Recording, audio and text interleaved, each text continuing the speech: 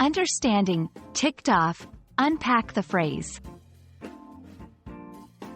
Hello, everyone. Today we're diving into a very common phrase in English, ticked off.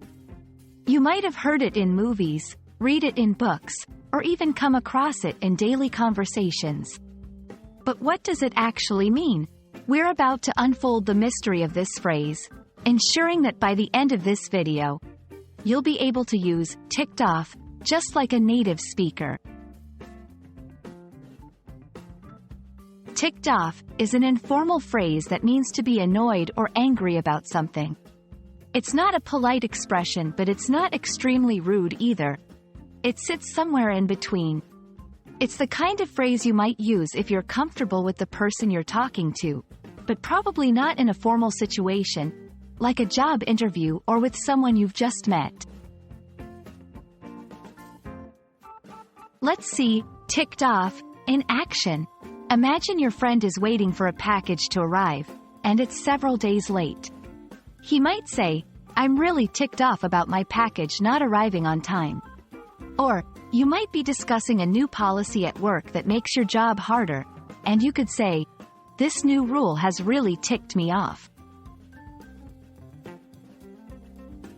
There are several other phrases that carry a similar meaning to ticked off. You might hear someone say they are irritated, annoyed, upset, or even miffed. Each of these words can be used in a similar context but may carry slight differences in emotional intensity.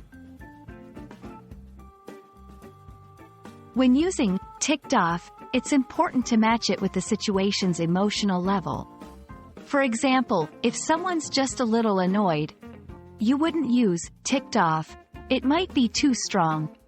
But if they're quite irritated and you can see it in their expression or tone, ticked off would be appropriate.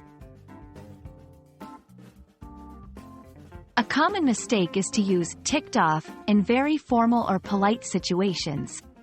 Remember, this phrase is informal, so it's best used in casual conversations. Also, try not to overuse it. Like any slang, it's most effective when used sparingly and in the right context. I hope this clears up any confusion around the phrase, ticked off, and you now feel comfortable using it in your daily English conversations. Remember, language is not just about words. It's about conveying emotions and reactions, and ticked off is a great example of how a phrase can capture a feeling. Thanks for watching, and don't get too ticked off with English learning challenges. You're doing great. See you in the next video.